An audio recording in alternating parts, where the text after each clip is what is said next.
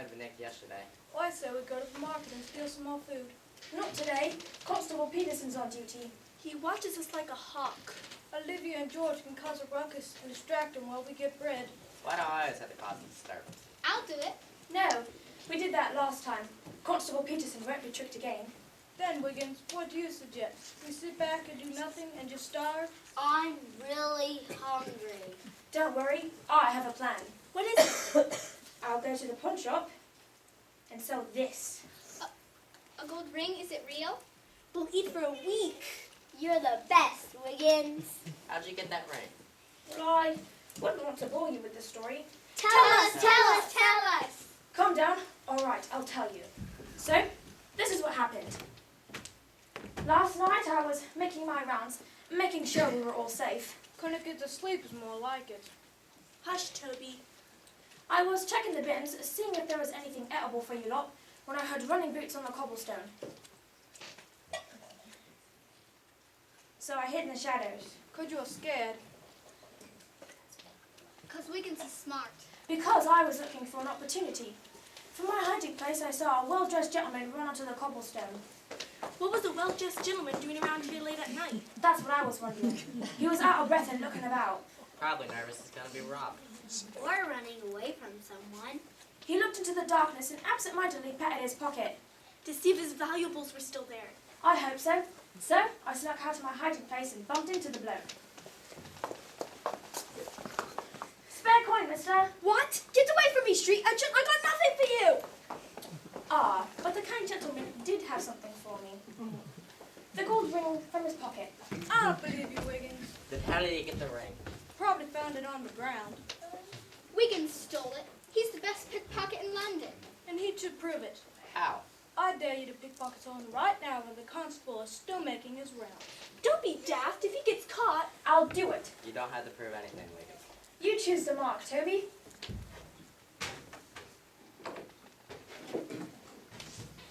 Pickpocket that old bloke who just came out the tobacconist. He looks like he has money. Fine. Watch and learn. Good luck, Wiggins. Thousand apologies, mister. This urchin bothering you, sir? Not at all, Constable. I just wasn't watching where I was going. Thanks for your help. Nice try, Wiggins, but nobody, not even you, gets away with anything on my watch. Turn out your pockets. Whatever you say, Constable Peterson. Huh. Guess I arrived before you could steal anything. Now get out of here and leave respectable people alone. As you wish, Constable Peterson.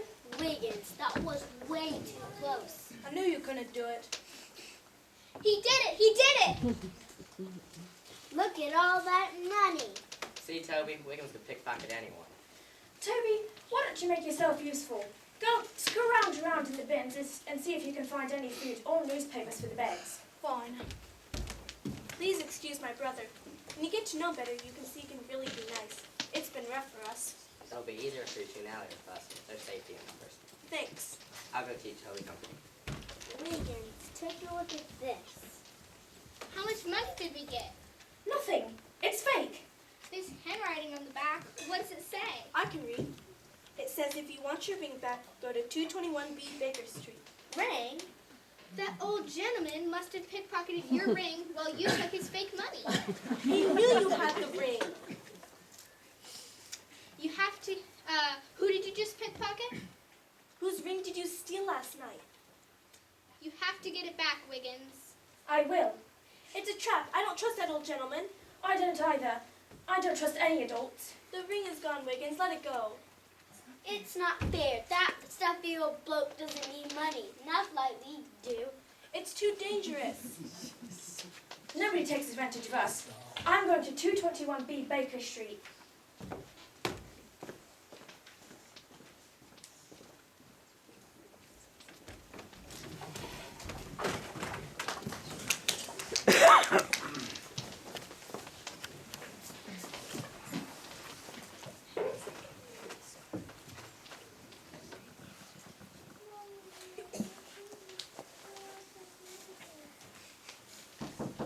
Yes, Mrs. Hudson.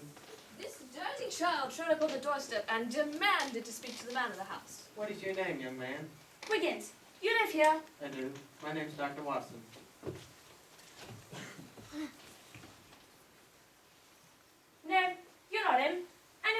here? What an utter lack of manners. Shall I show him out? No, Mrs. Hudson. Wiggins, you are correct. Someone else does live here. But he's out for the morning. Excuse me, sir. What are you doing? I live here. You do not. This is a private residence, and I did not let you in. I need to find my... Get out! Miss Hudson, I do appreciate your diligence in monitoring the visitors to the flat. Oh, Holmes, you gave me such a start. You're everything I could ask for in a landlady. You will be the death of me yet, Mr. Holmes. You have a visitor. This is Mr. Wiggins. I came to get my ring back. It's not your ring. And besides, my need for it is far greater than yours. It is too my ring. My mother gave it to me. No, you stole it from another gentleman last night. I did no such thing. Now give me my ring back or I'll call the police. There's no need. The police are already on their way. You're trying to frame me. No. Sherlock Holmes is a private investigator. The best investigator in all of England. Oh, Watson, you do flatter me so. Sometimes, Scotland Yard asks him to help with crimes they've abandoned as hopeless. I don't help the police. Actually, Wiggins, I'd prefer it if you stayed. I don't want to waste my time having to track you down again. Right, mister. The minute I leave here, I'll disappear among the other 4 million people in this lousy city. Actually, young lady, I would just go to the old Bengals warehouse on Charterhouse Street where you and your group of orphans sleep. Young lady? How long have you been spying on me? I haven't been spying on you, Miss Wiggins, I assure you. In fact, we first met this morning in Coburg Square when you exchanged your note for this ring. Then how do you know so much about me? I observed and deduced. It is what I do. Your clothes are dirty and ragged, therefore you are obviously poor. You picked my pocket, which is how you gained enough sustenance to live on the streets. You are well known by Constable Peterson, therefore you live near Coburg Square. And your clothes, they smell like fish. And not a mile from Coburg Square is the emptied old Bengal seafood warehouse, which would be a dry and relatively safe place for a bunch of resourceful orphans to sleep at night. How did you know Wiggins is a young lady? From the way she moves, it is obvious that she has binded her chest to hide her gender. She thinks it is easier to live on the streets if others think she is a boy. Impressive, mister. So, what do you want with me? I need you here to finish this case. You're the only witness able to tie in this ring to Jefferson Hope, Who is Jefferson Hope? the man you stole this ring from. Now I do believe that is Mr. Hope. Wiggins, if you would be so kind as to hide yourself from sight till I call you. Yes, Miss Hudson?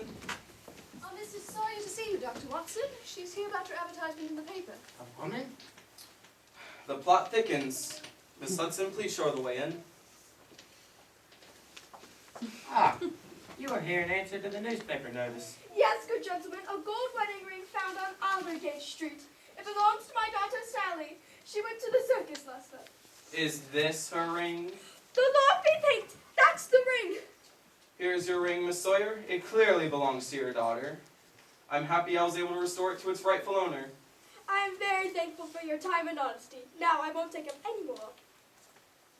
Oi! You ain't going anywhere! Wiggins! My apologies, Mrs. Sawyer. That's no woman. I saw her Adam's apple. This is the bloke I bumped into last night at Coburg Square. What is happening? Ah, Inspector Lestrade from Scotland Yard. I see you got my note. Inspector, I'm being imprisoned against my wishes by this man! Sherlock Holmes, what is going on? May I introduce you to Jefferson Hope, the murderer of Joseph Strangerson. How'd you find me, Mr. Holmes? It is what I do. Ah, yes, Holmes. I concur with your conclusion. After examining all the evidence, I too have discovered the culprit was this Jefferson Hope. Hope. Yes, Jefferson Hope. Even though I was about to arrest Mr. Hope myself, I do appreciate your help, Holmes. Jefferson Hope, you are under arrest. Inspector, you're going to need this wedding ring as evidence. Of course. Holmes, perhaps I return here later so we can compare notes on the case.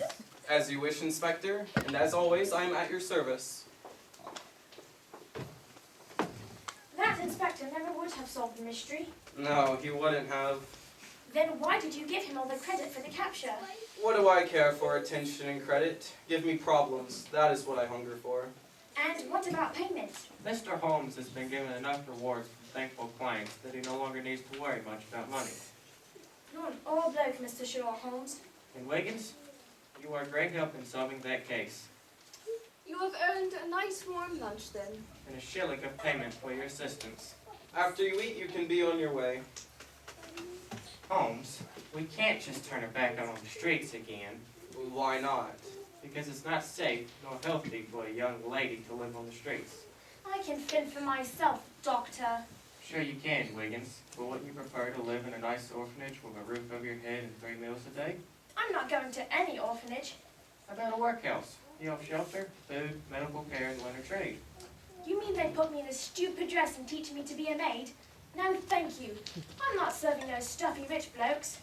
Well, we can't let you live on the streets. Why not? You let thousands of other children live on the streets. Here you are. Thank you, ma'am. Mr. Holmes, you can learn some manners from our young guest here. If not proper eating habits. What are we gonna do with her? Her? We should clean her up and put her in a proper dress. I don't wear dresses. She can come here daily and Mrs. Hudson will teach her to read and write. When would I have time for that? I want lessons from you. From me? I could learn a thing or two about being a detective. But why would I want to do that? You should hire me and my friends. Nobody notices us beggars. We can see and hear things that you can't. I'm interested. And people will tell us things. A well-dressed bloke like you makes poor folk worry. I'm not so sure about that. And my group goes everywhere and hears everything. We're sharp as needles, too. You did see through Hope's disguise. Wiggins has some potential, Holmes. And I'm quick. If I hadn't have tripped that bloke, he'd have gotten out of here. While I did have a carriage waiting to follow him, you undoubtedly saved me quite a bit of time, Wiggins. So it's a deal, then? I agree to train you, but only on a trial basis. Great. Let's begin. Teach me your trick on how to pick pockets. You're bloody brilliant. That hardly seems like the type of schooling for a young lady. Sherlock Holmes isn't going to teach you to be a better criminal. No, Wiggins. Your first lesson will be tomorrow. Miss Hudson needs to teach you to read. Then she will do 2 hours of chores. Oi! I'm not signing on to be your servant. Wiggins, you will need to learn to read street signs, notes, and clues. You will have to pay Miss Hudson back for her time. I want to learn to be a detective, not a maid. After your chores and reading lessons are done to the satisfaction of Miss Hudson, then I might give you your first lesson in detection. Might? What kind of deal is this? I don't think you'll put in the work. You have to earn my trust. I can work hard, mister. I'm just not stupid enough to work for free. Fine. Thank you for your help with this case, Wiggins. Another balmy bloke trying to take advantage of me. Never trust adults. I'm afraid that's the last we've seen of her. She's too mistrusting. I don't know. She might be stubborn enough to return. What do you expect, Mr. Holmes? Well, there isn't enough information to make a conclusion yet. All we can do is wait till tomorrow and see.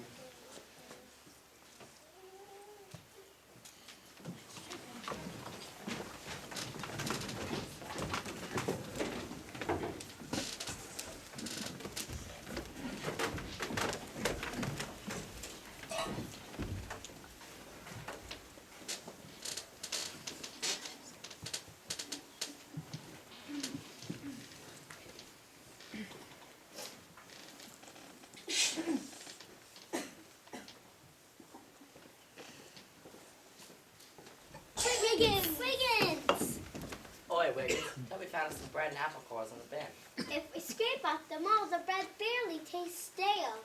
Toby and George also found us some more newspaper. Another layer on top will help to knock this weather. Did you get the ring back? No, of course not. Oh, don't worry.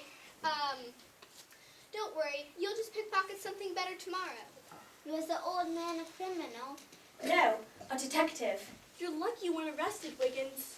You didn't get the ring, but something else happened. I asked him for a job. Abandoning us the second you have a chance. You're leaving us? I tried to convince him to hire all of us. Did he hire us? Maybe. What do you mean? He said he'd train me to be a detective if I did housework for him to pay him back. He just wants a free servant. Sounds like a fair trade. Don't do it, Wiggins. Stay with us. Safety in numbers. We need you, Wiggins. I'd be back at night. I'd only be gone during the day. If you take the job. A cleaning job for a posh flat, you can make a lot of valuable stuff for us. And ruin this opportunity? Decided to take care of us. That's dishonest. That's survival. That rich old man will miss a few things. Make sure the bloke doesn't take advantage of you. Do you trust the old man? No way. Wiggins just met him. But what if he's honest? This could change everything. We're better off without any stuffy old bloke. If we stick together, we'll be fine. I don't know. Things are getting tougher. The weather's getting worse. Maybe change is a good thing. What are you gonna do, Wiggins? I'm going to do what I need to take care of us. All of us.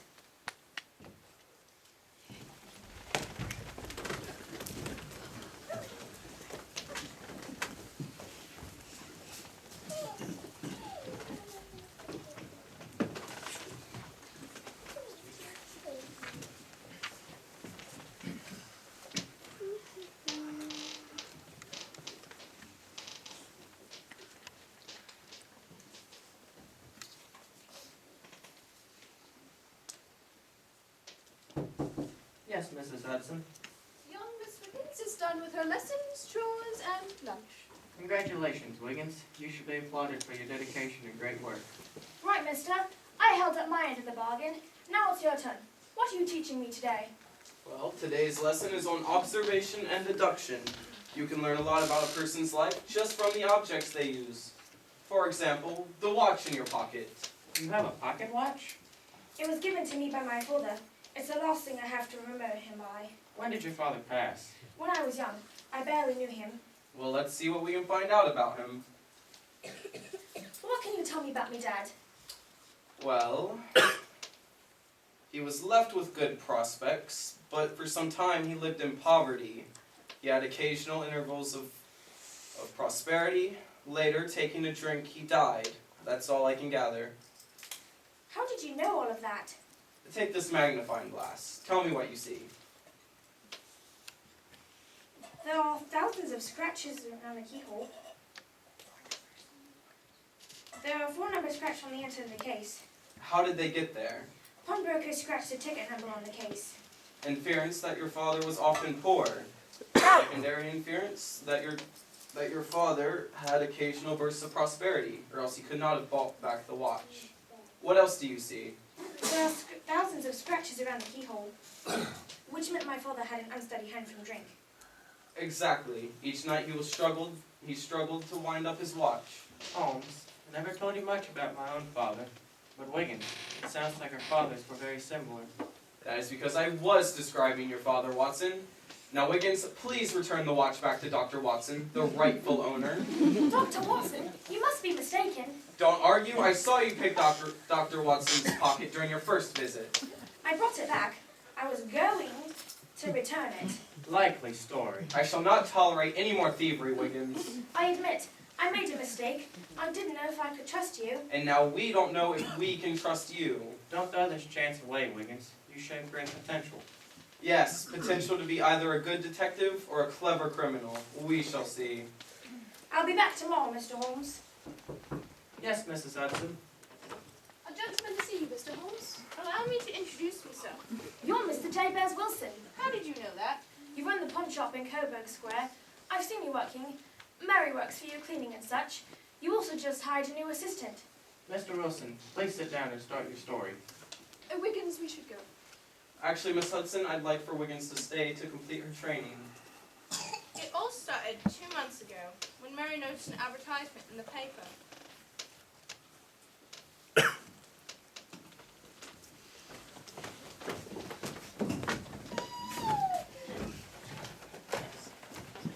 I wish I were a red-headed man. Why? Would you like a lifetime of folks making fun of you? Be worth it for this opportunity. What are you two on about? See notes in today's paper. There's an opening for the Leeds of red-headed gentlemen. It pays £4 a week. You'd have to apply by Monday, Mr. Wilson. I would if I were a red-headed man. Good watch us out while you work for them. Why would someone them want to hire you just because you're red-headed. I didn't know. So you applied at the League of Red-Headed Gentlemen. I did. Not surprisingly, there was much competition for the position. After a long wait, I finally got into the office for my interview with Duncan Ross. Mr. J. Baz Wilson, you look admirably suited for this position. You will excuse me while I take this obvious precaution. We have twice been deceived by wigs, once by pink. You have the most exceptional head of red hair I have seen today. The job is yours. Do you have any questions? What are the hours? 10 to 2. You have to be in the office the whole time. If you leave, you forfeit the position. I shouldn't think of leaving. And the work? To copy out the encyclopedia word for word. Why will the League of Red-Headed Gentlemen pay me for that? Our league was founded by an eccentric American millionaire, Ezekiel Hopkins. He set up easy positions for red-headed men. I would take the position if I were a redhead. Will you take the position? Of course. Congratulations, Mr. Wilson. You're a lucky man. Can you start today? Yes, thank you, Mr. Ross. Should I start with letter A? Absolutely. I'll be back in the chest room.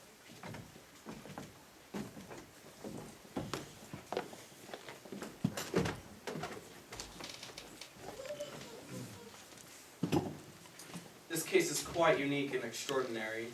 They didn't really pay you, did they? They did. Each Saturday, Mr. Ross dropped down 4 golden sovereigns for my week's work. It was the same the next week, and the week after that. If something seems too good to be true, then it is too good to be true. Was Mr. Ross there every day? No, I only saw him Saturdays, and I never dared leave the room for an instant. What happened today? It's 12 o'clock. You should be at your post. This morning, when I arrived at the office, the door to number 4 was shut and locked, and this notice was tacked to it.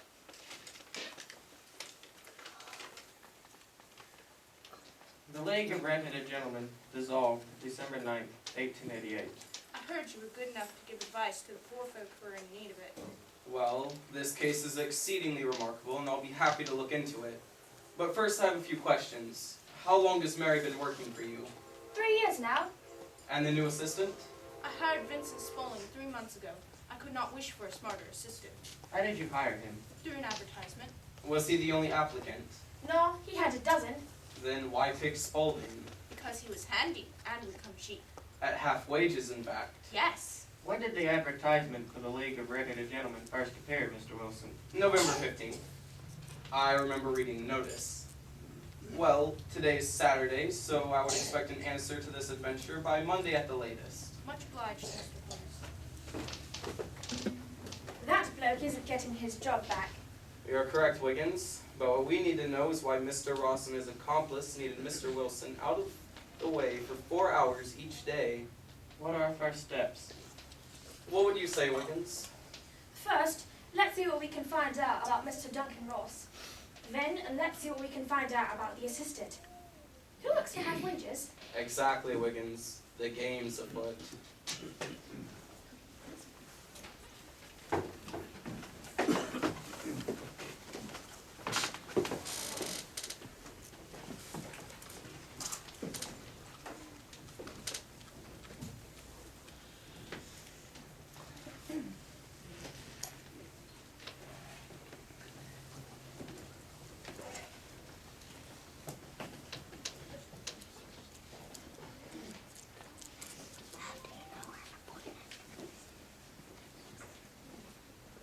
Here are the offices for the League of Red-Headed Gentlemen. Wiggins! Mr. Bigwitches is gracing us with his presence. Lay off, Toby. Why, if we're on the streets, Wiggins is spending his time with stuffy blokes. I've been trying to get us all jobs and money so we can get more food. We understand, Wiggins. Toby, what are you doing to help us out? Is this Mr. Sherlock Holmes? Sherlock Holmes and Dr. Watson, may I introduce my gang of the smartest, toughest street urchins in London. This is George, Lucy, Anna, Toby, and little Olivia. But I'm getting bigger every day. Well, this is a motley crew. We're a bunch of irregulars, and proud of it. So, Wiggins, are you working on a case? We are. Someone played a big joke on Wilson, the pawn shop owner. What a dope. I never had some bloke play me for a fool. Really? What if it were a master criminal? Oh, master criminal. Wow. Well, let's not jump to conclusions, Wiggins. Now, if you will please excuse us, perhaps, Wiggins, you and your chums should stay here. Why? The landlady may be weary of talking to the youth. Just because we're children doesn't mean we don't know how to talk to people. Well, with your, ragged appearance, she may not trust you. Just because we're poor doesn't make us criminals. Honest business folk feel more comfortable talking with cultured and well-dressed men. Don't underestimate what we can do, mister. Wiggins, it's best to observe from here.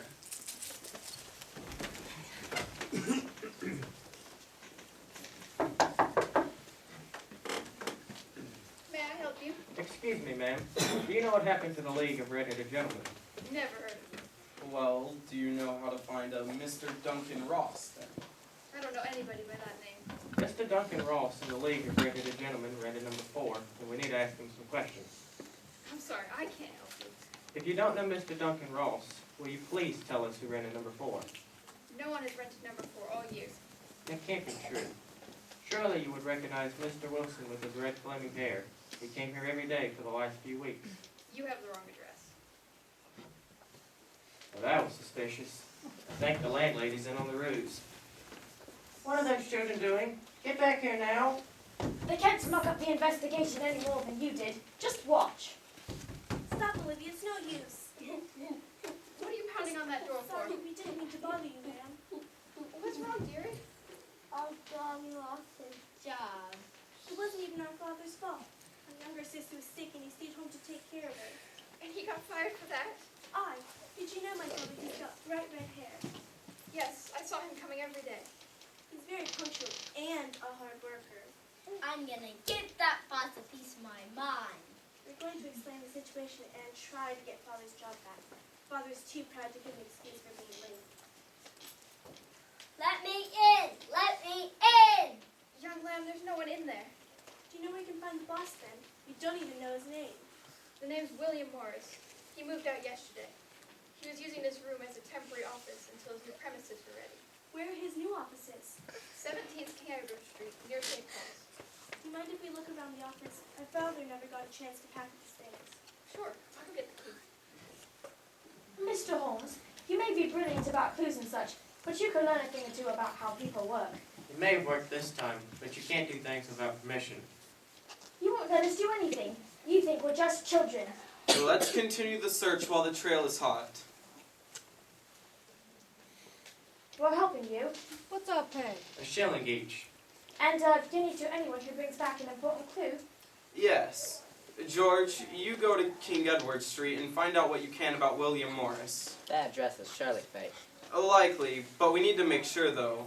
Lucy and Toby, you run around the neighborhood and find out what you can about Mr. Duncan Ross. I'm Mr. Holmes. Anna and Olivia, you keep getting more information out of the landlady. What about me, Mr. Holmes? You are coming with us. You will be needed for the interview with the assistant Spaulding. We'll meet back at Coburg Square at the end of the day.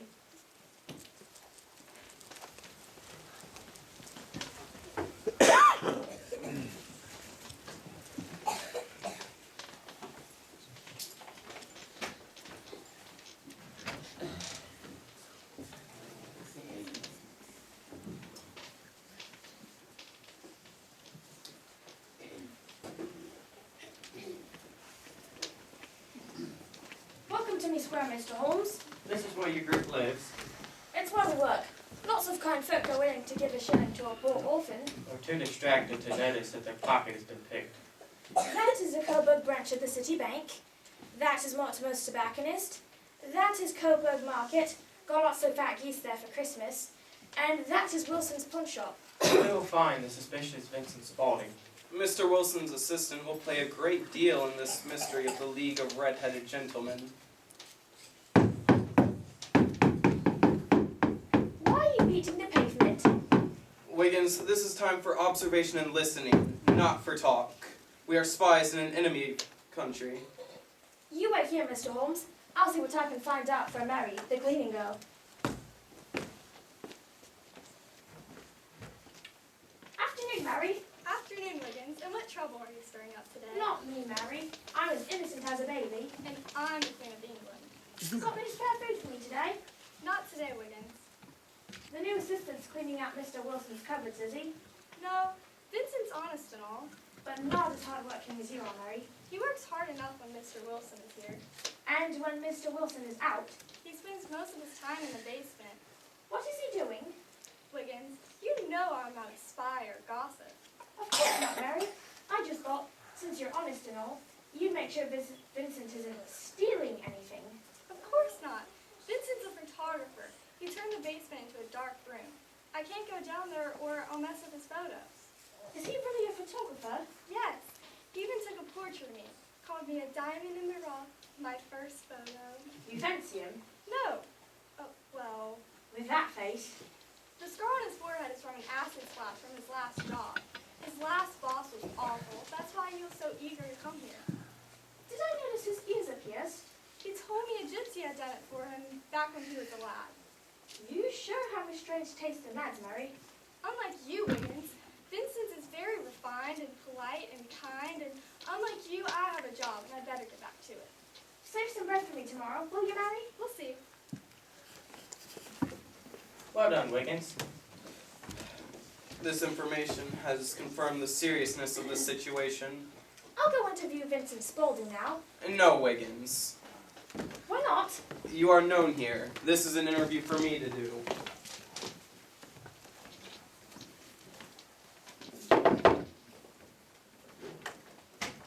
Come in, fine sir.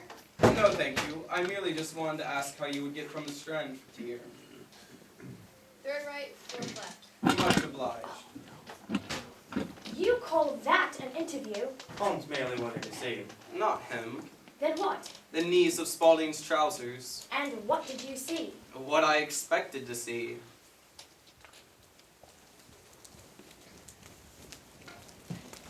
Hey, Wiggins. What'd you find out? The office in number 4 is completely cleaned out. No one in King Edward Street has ever heard of William Morse or Duncan Ross or seen him anywhere in the neighborhood. Lucy and Toby, have any luck? You look like the cat who caught the canary. Did you find Mr. Ross? No, but we found several people who recognized him. And have seen him going in and out of Mr. Wilson's pawn shop. Going in at 10 a.m. and leaving at 2 p.m. I didn't even think about asking Mary about Mr. Duncan Ross. I did better than Wiggins! You did, Lucy. Well done, Toby. Excellent work, all of you. A shilling each and a guinea for Lucy and Toby. Mr. Holmes, what does all this mean? It means that we are dealing with the 4th smartest person in London and the 3rd most daring. It is a master criminal. You have dealt with him before? Our paths have crossed once or twice. But the League of Red-Headed Gentlemen dissolved. Are we too late? No, we should still be in time to stop it. We're ready. No, this is an operation for stealth, and a large number in our party would compromise the situation. What? If we all go to stop the crime, we'll be too loud. We appreciate all of your help, but it is time to call the police. Well, you know where to find us again, Mr. Holmes, if you need our help. Are you coming, Wiggins? No, my lesson isn't over. Wiggins, we will see you tomorrow. This is too dangerous for you. I'm seeing this through to the conclusion. Sherlock Holmes, tell Wiggins this is too dangerous.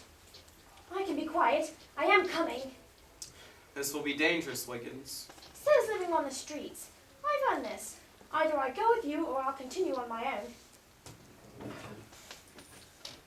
Will you promise to do what we say? Do you promise to treat me like your apprentice and not a little child? Yes, you are proving your talents, but do you know how to take directions, though? Yes. Very well. Meet us here back at 9 o'clock.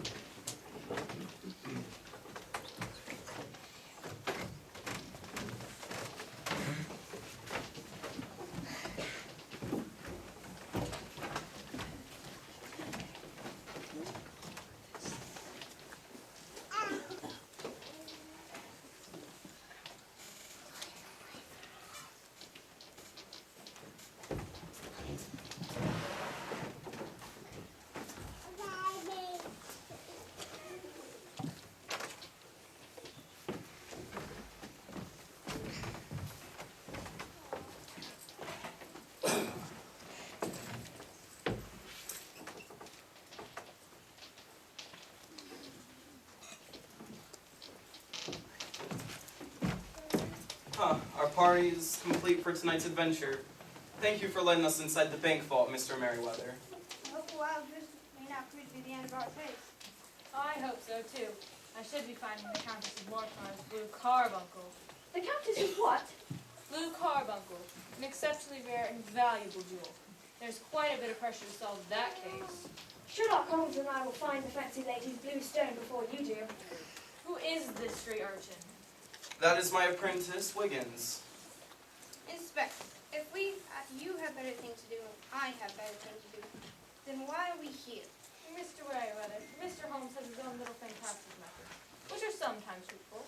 Mr. Holmes has occasionally helped Scotland Yard. He's 10 times the detective you are. I would rather be playing my evening poker games. Well, Mr. Merriweather, tonight you play for a higher stake than you ever have before. This will be some 30,000 pounds. You think there'll be an attempted bank robbery tonight? I'm sure of it. I assure you, our bank vault is secure. Well, you're not very vulnerable from above, I agree. Nor from below. Why, dear me, it sounds quite hollow. Mr. Merriweather, could you please sit on the crate and not interfere? I'm not using more about my own bank. We don't want to tip off the thief, sir. Remember, Wiggins, when the criminals come out, stay hidden. They will be desperate. Holmes, who do you think is behind this possible crime? Jean Clay. Jean Clay? Head of her profession, despite being so young, and her father was a royal duke. She was one of the first women to attend Oxford College, and her brain is as cunning as her fingers. She? I thought he was expecting Vincent Spaulding and Mr. Duncan Ross. Inspector, why are they after this vault? It is very obvious, but I'll let Holmes tell you. The French gold, Mr. Merriweather. French gold? We borrowed 30,000 Napoleons for the bank vault. The crate Mr. Merriweather sits on contains 2,000 gold coins alone. How did you know this, Mr. Holmes? I make it my business to know everything that could attract the criminal element, Mr. Merriweather.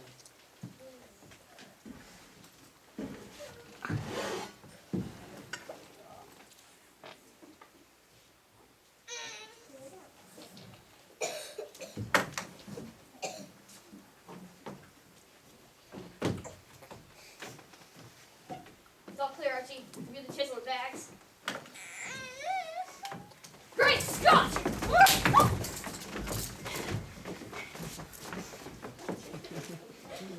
I beg you not touch me with your filthy hands. You may not be aware that I have royal blood in these veins.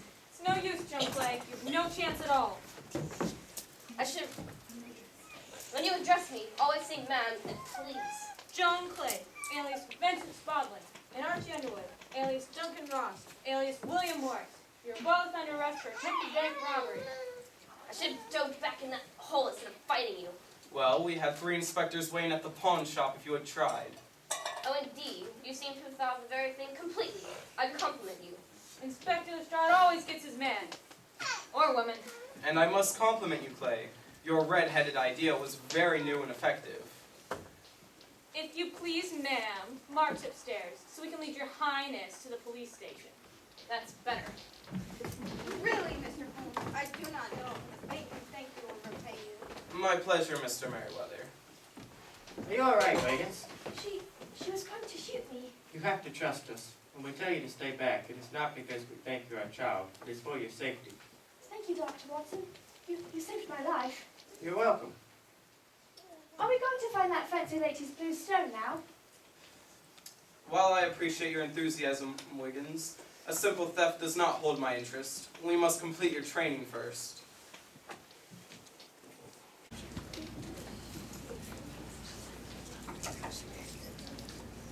Wiggins, you are early. Surely you haven't finished with your lessons and chores. I've been waiting for Mrs. Hudson. Do you know where she is? Strange. Perhaps you went for morning shopping and lost track of time. Well, can we continue with my lesson then? How did you know Clay was going to rob the bank? It's elementary, Wiggins. Each clue leads to a deduction. The only possible object of the League of Red-Headed Gentlemen would be to get the pawnbroker out of the way each day. And the photography kept Mary out of the basement. The assistant, taking the position for half wages, shows that there was another motive for securing the area. How did you know what they were doing in the basement? The knees of Clay's trousers were muddy, so I knew that they were digging a tunnel. And you tapped on the cobblestone to find that the tunnel led to the bank. The unlikely story with the pierced ears led me to believe that they were dealing with a woman. The scar on her head is Clay's distinctive trait. Though she covers it with makeup, it was observed by the smitten young Mary. And the lead closing told you that they no longer needed to keep Mr. Wilson out of the pawn shop, which meant the tunnel was finished. A fatal error that led to their downfall. An exciting first case to start your training, young Williams. There's Miss Hudson, with a story about her morning, if I'm not mistaken. Oh, Mr. Holmes, you will not believe the morning I've had. Did you have trouble while shopping for a holiday bird? That is just it, Dr. Watson. I wasn't shopping for a goose. She was at the market on Tottenham Court Road when she came upon a goose and hat on St. George Street. Mr. Holmes, how could you have known? On Mondays, you always go down to that market because the vegetable seller flirts with you. That's why you have flush in your cheeks and a bounce in your step on Mondays. And you've got reddish mud on your shoes. On St. George Road, they've torn up the pavement. You can't cross without stepping in mud. There are no secrets in this house. Yes, I was on St. George Street when I was surrounded by a knot of roughs causing problems there. Not my game. I saw a tallish man rounding the corner when he was surrounded by the troublemakers.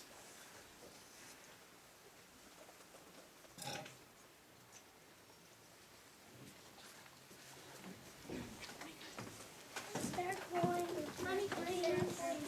Spare coin, money please.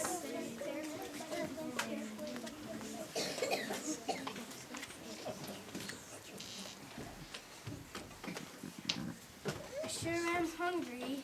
Me too. You play me ribs like xylophone. Wanna try? Maybe later. Hey, look over there. What's he doing? Let's find out. Come on, fellas.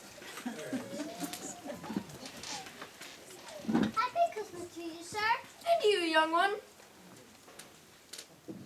What a nice bird you have there. Excuse me, but that's for my family. And this like. We're just looking at it. And this like. Please, may I have my bird back? I think we're going to be keeping it. Hey, what is poppin' to mister? The police will not be happy with you. No, you obviously that gentleman. Wait, don't you ever lose the house.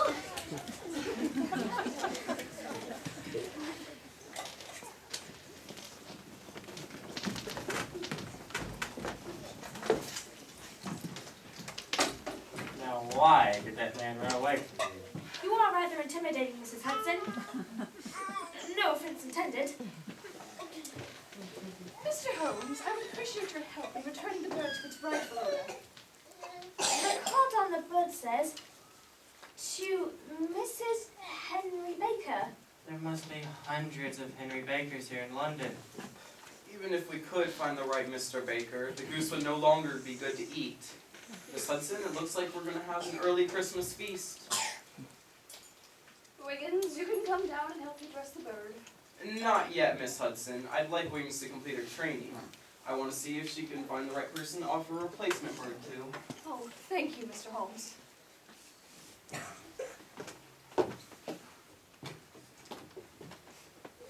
Do you think we can find him based on this hat? Well, it would be a good challenge for you. Here is my lens. Tell me what you see. The hat is exceedingly dusty, and there's grey and black hair stuck in the lining, and watermarks where he sweats a lot. So what can you gather to yourself as to the individuality of the man who has worn this article? He's middle-aged, since there's grey and black hair, and he got his hair cut recently at the barber, which means he's middle class. Good. And the sweat stains? He's not in good shape. Yes, likely very sedentary. How about his home life? I'm not sure, Well, we can infer that his wife ceases to love him. because it's so dusty. Yes, no wife in their right mind would allow a husband to walk around with a hat with 2 months' dust on their hat. Very ingenious lesson, although there's been no crime committed nor harm done save the loss of the goose. This all seems like a waste of time. The goose, Mr. Hudson, the goose! What as it returned to life and flapped through the kitchen window. Look at what I found in the neck. The Countess of Morcar's blue carbuncle. You found the fancy lady's blue stone. Yes, a treasure trove indeed. The market price for this is not even a 20th of what it's offered. £1,000? That's an expensive bird. Now I'm intrigued by this case. Watson, read the Hotel Cosmopolitan robbery.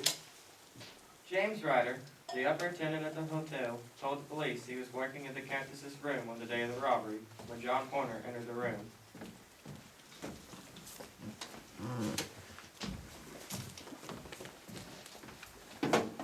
May I help you? I'm John Horner. You called for a plumber? Ah, yes, the sink is in there. What are you working on? The second bar on this grate is loose. Everything must be per the Countess. I forgot one of my tools. I'll be right back. Of course.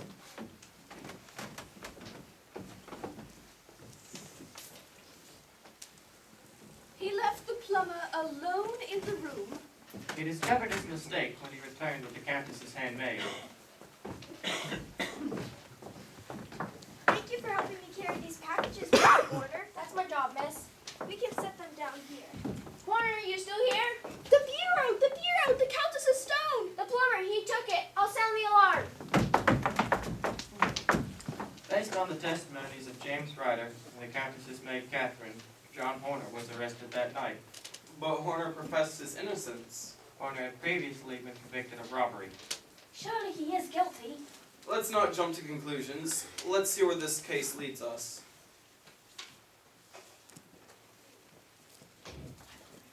What bother, Mr. Holmes?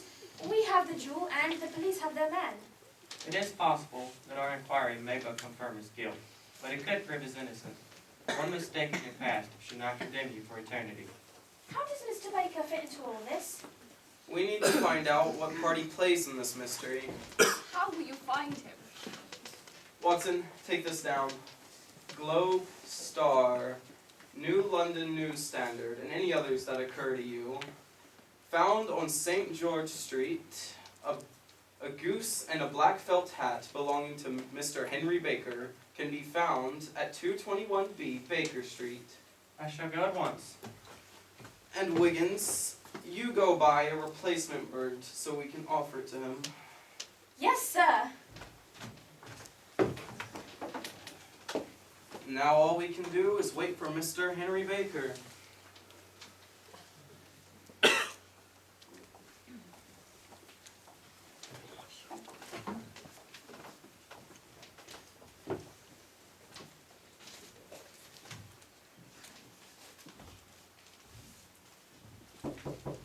Yes, Mrs. Hudson. Mr. Henry Baker to see you. Oh, yes. Middle-aged, middle class, and overweight. Sorry you're having problems with your wife, sir. Excuse me? Please excuse the enthusiasm of my young apprentice. Pray tell, take this seat by the fire. Is this your hat, Mr. Baker? That undoubtedly is my hat. Unfortunately, we were compelled to eat the bird. Eat it! It would have been of no use to anyone if we had not done so. Now, we did get you a replacement bird, which is roughly the same weight, and it should fulfill your needs quite equally. Oh, certainly, sir. Now, we do still have the crop, tail, and feathers of the other birds, so if you wish, They then... might be useful as relics of my adventure, but beyond that, I can hardly see any other use they'd be in me. I would just take the excellent bird on the sideboard. Well, then there is your hat, and there is your bird. Also, Mr. Baker, would it bore you to tell me where you got the goose from? I'm somewhat of a fowl fancier myself, and I've seldom seen a better goose. Certainly, sir. I got it from Coburg Square Market from a Mr. Breckenridge. Coburg Square Market? Yes, I am much indebted to you. Well, so much for Mr. Baker. He clearly knows nothing of the matter. Our trail takes us to Coburg Square Market and Mr. Baker.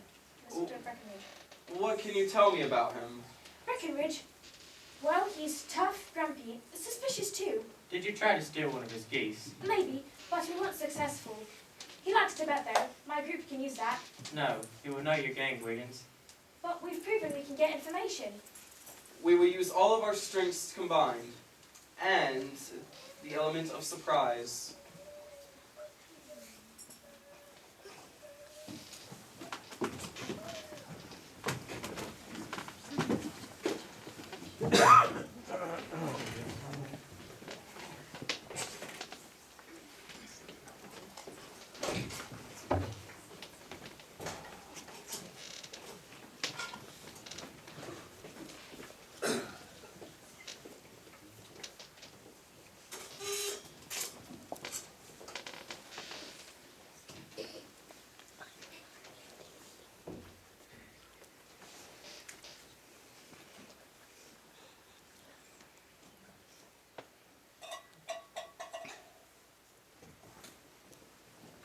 There's the Coburg Market with Mr. Breckenridge, I presume. Wiggins! Wiggins, is that you? What are you wearing? It's obviously a disguise. You make a very convincing girl, Wiggins. Because Wiggins is a girl. What? You didn't know? Weren't you bragging the other day that you could make a better detective than Wiggins? You got a problem with me being a girl? What? How do you know? Good. Did you try to steal a goose yesterday on St. George Road? What? Did you jump a bloke to steal a goose yesterday? No, Good answer. we didn't. But you didn't have a problem with us stealing food before. Only because we didn't have any other way to earn money. And we never hurt anyone.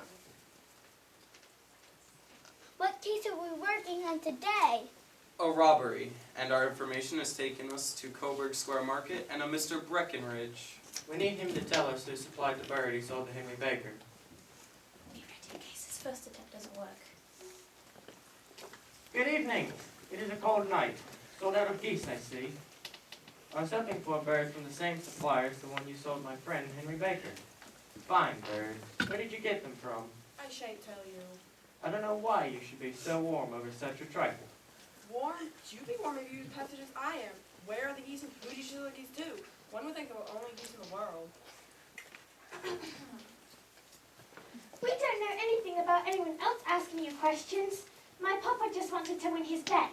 Bet? My papa bet my uncle a fiver that the goose we ate at Mr. Baker's house was country bred. You lost your fiver then, for the bird was town bred. If my papa says the goose was country bred, then it was country bred. Right, Papa? That's right. You think you know more about files than me? I tell you, the bird was town bred. You'll never persuade me of that. Would you bet? We bet to sovereign that you can't prove the goose was town bred. I'll take your bet. Look here at my list of suppliers. There are 10 suppliers here, and all of them live in the city. What do you have to say now? I should have never doubted you.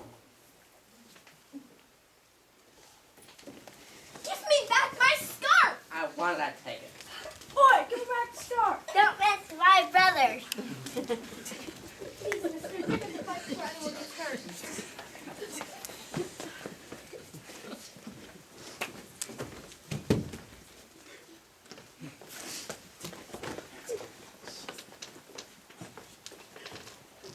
That was quite effective.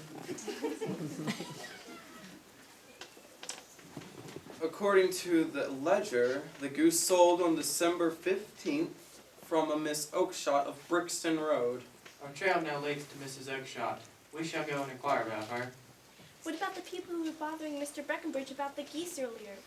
You kids stay here and find out more clues about the current suspects. Of course, Mr. Holmes.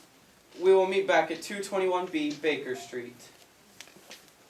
George and Toby, you go around to the other stalls and see if you recognize anyone different today. Right. Olivia, Lucy, and I will talk to the girls around here do the market shopping. You're back. You sold all the geese and one of them was ours. Who'd you sell the geese to? You have to tell us. If you come pestering me anymore with your silly talk, I will set the dogs at you. One of those geese was mine. Then ask Mrs. Oakshott for it. She told me to ask you. You can ask the King of Prussia for it, for all I care. I've had enough of it. What do we do now? We have to find it and return it. It's gone. It's gone. There's nothing we can do now. We're going to be caught. I know it. Nobody suspects anything, though. I don't want to have our baby in jail. They don't sound like criminals. They feel bad about what they did. They only feel bad because they think they're going to get caught. I believe them. Oh, I don't. We need to take them to Mr. Holmes. If we do, they'll be arrested and put in jail. The baby born in prison. The baby will be another orphan like us. We should let them run away. If we want to get paid, we need to take them to Sherlock Holmes. But if we turn them in, the baby will be punished for something it didn't do. If we do nothing, an innocent bloke will go to jail. What do we do, Wiggins? We still don't know all of the answers to the mystery. We take them to Sherlock Holmes. Do you trust Mr. Holmes? I'm not sure yet, but I don't know what else to do.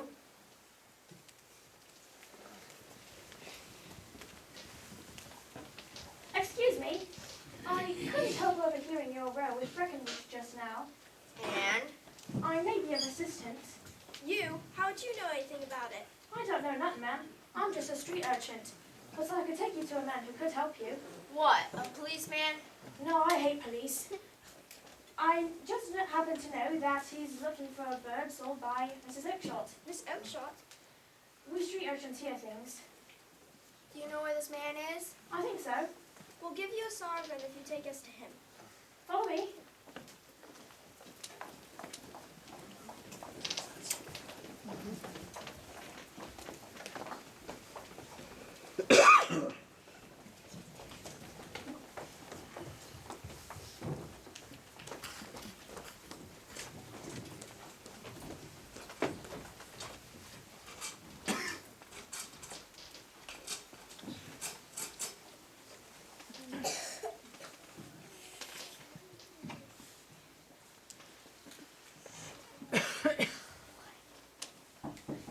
Yes, Mrs. Hudson.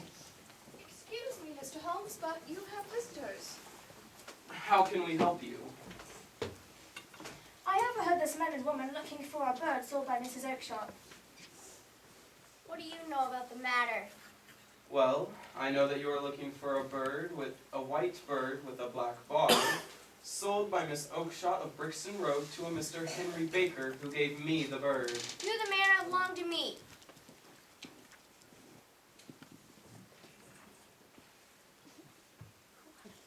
Who are you and how do you know so much?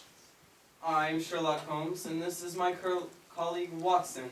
I make it our business to know everything that people don't know. Who is it that we have the pleasure of assisting? My name is John Robinson, and this is my sister Mary. No, the real names. It's always awkward working with an alias. He works for the Hotel Cosmopolitan. Or at least he had a key for the hotel.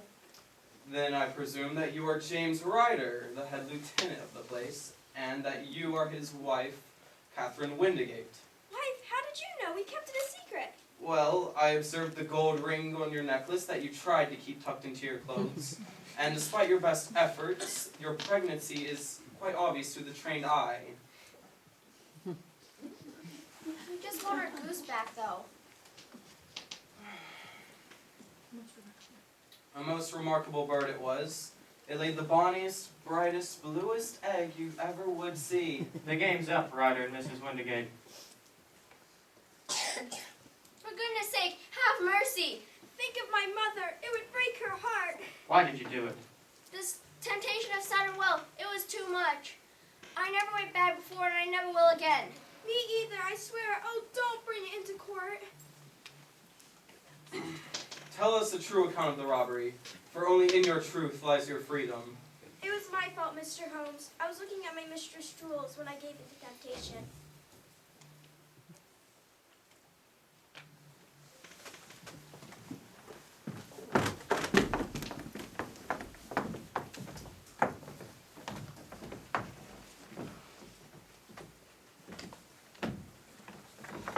James, you startled me.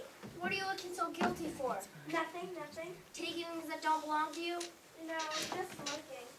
Think of all the things we could buy for our baby. I could never take it. The mistress would immediately suspect her chambermaid. Unless someone swore that you didn't take it. Could he swear someone else took it? Someone with a past. Like our new plumber. I think there's a problem with the sink. I'll make sure that he's in the room this afternoon. We can enter together and discover the missing stone. Make sure you aren't caught with it on you.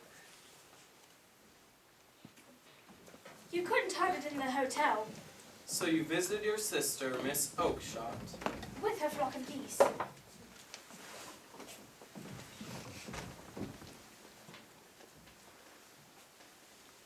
Catherine, what a pleasant surprise. James, whatever are you doing with that bird? You said that you'd give us one for Christmas, and I was feeling which one was the fattest. Oh, we set yours aside for you. The James bird we call it. The big white one over yonder. Thank you, Maggie. If it doesn't matter to you, I'll just take the one I was just handling. The other is 3 pounds heavier. We brought the expressly for you. Never mind. We'll take the other one, and we'll have it now. Just as you like. Which is it you want then? The black one right there. Very well. Kill it and take it with you.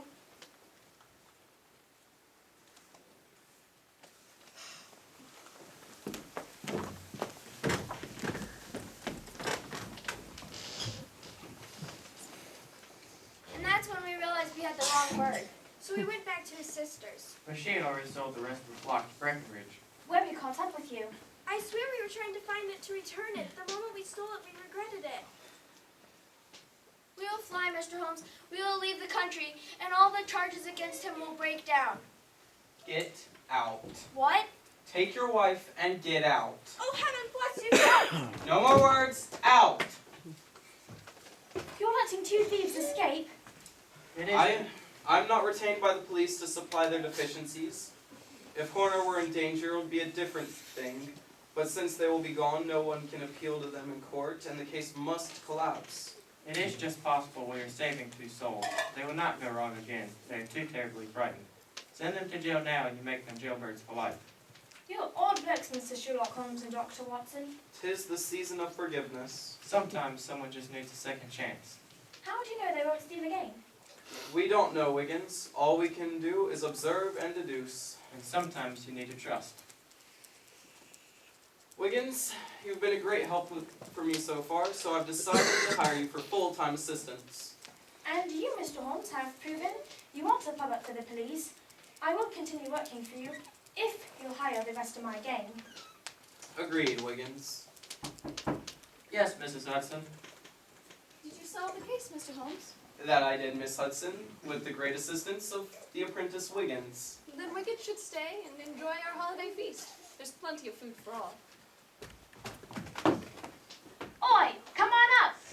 Who's coming up? The whole gaggle? You did say there'd be plenty of goose for all. And 'tis the season. The last thing we need here is a whole knot of street urchins. We saw a lady and a man run out of here. They look relieved. Did they escape from you? We let them go. They've hopefully learned their lesson. Thanks to you lot, an innocent man was released from prison. I knew we could trust Sherlock Holmes. Of course we can trust him. He's our boss. Really? Thank you, sir. You won't regret it, Mr. Holmes. 'Tis hard enough to keep this place clean with Mr. Holmes' mess. The last thing we need is these Baker Street irregulars dirtying up the place even more. Baker Street Irregulars. I like it. Look at those dirty hands. All you regulars need to wash before you eat. Somebody doesn't want to see it. He's one tough bird. My fellow detectives, you must learn to observe and deduce. To my trained eye, it's obvious Miss Hudson just wants to know. Oh, that was my apron! Oh, my Sadie Blunt, Quinn Nodler, Sawyer Nodler, Wyatt Nodler, Hope Prager, and Olivia McCandless.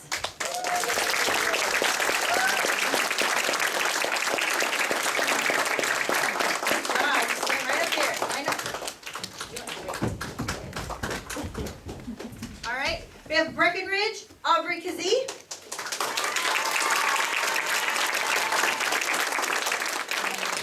Noah Horner, Noah Peterson.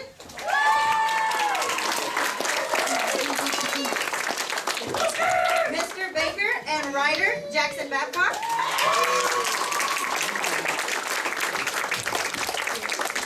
Landlady, Lily Peterson. Merriweather and Mrs. Oakshott, Faith Craddock.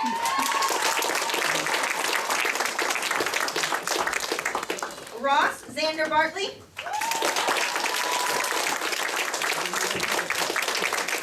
Mary, Kamora Bartley. Spalding, Alice Peterson.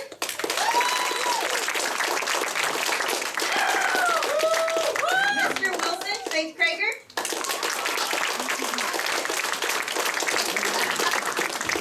Constable Peterson, Elijah McCandless.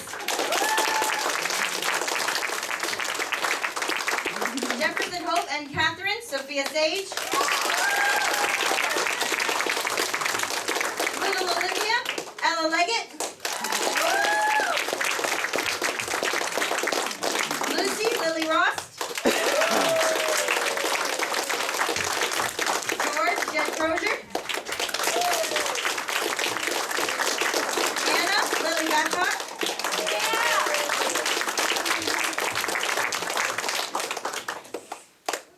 Oh, I did call. Okay, sorry. Toby Joe Craddock.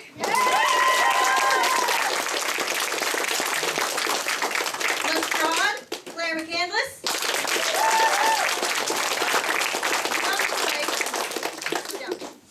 Mrs. Hudson Rebecca Craddock.